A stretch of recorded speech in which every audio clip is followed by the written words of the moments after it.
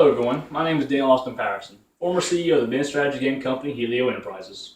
Today I'll be going over my strategies with the game, how my strategies turned out, and what I wish I had done differently. But first, the business strategy game itself.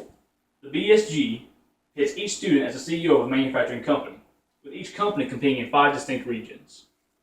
Price, quality, and variety of the shoes decided by the student.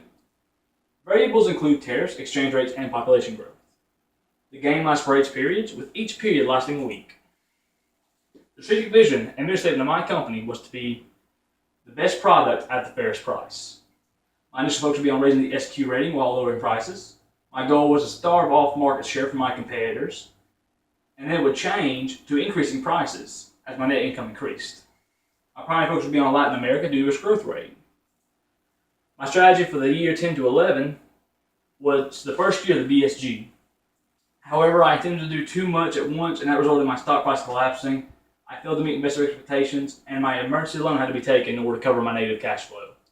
My stock price plummeted to $16.96. My return on equity fell at 9.7, and my EPS was only at 1.49, well below what investors expected of me to do. My year 11 and 12 strategy focused on rebuilding after the previous year. I slashed my prices on all products by $17. And I put off further plan upgrades. I issued over 900,000 shares of stock in order to finance my future growth, and I prepared to cut dividends. These emergency measures allowed my stock to quickly rebound, and my stock price jumped to $41.93. My return on equity nearly doubled to 18.9, and my EPS did double to 3.25. My year 12 to 13 strategy. I continued to implement plan upgrades, and I increased prices by an average of $1. I did, however, stop paying dividends to conserve cash, and to increase celebrity endorsements. I did celebrity endorsements to increase my sales. I attempted to increase my SQL rating while also increasing my ROE and EPS. My stock price continued to jump to $54.21. Sadly, my ROE remained the same at 18.9. My EPS did jump to 3.94. My year 13 to 14 strategy focused on gaining increased sales while cutting operational costs. I did this by cutting the tariff costs by shipping my U.S. shoes to Latin America and my Chinese shoes to the USA, Europe, and Asia Pacific. I did this because America and Latin America has a free trade agreement. Therefore, they would pay no tariff cost. Meanwhile, any company trading with the U.S. gets free trading costs as well. Therefore, China could trade the U.S. with no tariffs, the U.S. could trade to Latin America with no tariffs, and China could more easily supply Europe, Asia, and some of America. I also worked to enlist additional celebrity endorsements. My investment in Sigma 6 performances to reduce shoe defects. This allowed my price to continue to rise to $86.06. My ROE sadly fell to 18.4. My EPS rose to 4.63. My year 14 to 15 strategy focused on reducing my operational costs and increasing sales. I increased my U.S. factory output, which I intended to do to cut down my overtime costs and allow for increased sales. I also increased the SQ rate for private label brands, intended to increase market share in the private label brand market. I began slightly increasing my advertising rates and discounts. I did this to increase sales and make up for a deficiency in advertising, which my competitors were beating me at by a wide margin. I also heavily increased my prices in some regions to make up for the higher quality and for the celebrity endorsements I received. This began my step 2 of my strategy. My stock price soared to $138.40. My ROE landed at 22.4, and my EPS 6.58.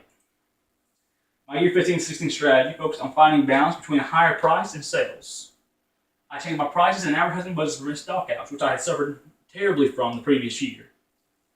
I also increased production of Chinese factory to reduce overtime, and heavily increased dividends and buyback proceedings to get more stock out of the market. My stock price sadly plunged to 106.67. My ROE fell to 17.9, and my EPS landed at 5.92. My year 16-17 strategy continued to focus on finding ways to prevent stockouts. I began decreasing emphasis on celebrity endorsements as the game was about to come to a close. Stockouts continued to plague my sales, however, causing my stock price to not increase as much as I had hoped. It only went to $119.70, while my ROE went to 19.6, and my EPS went to 6.79. My year 17 to 18 strategy was the final year of the game.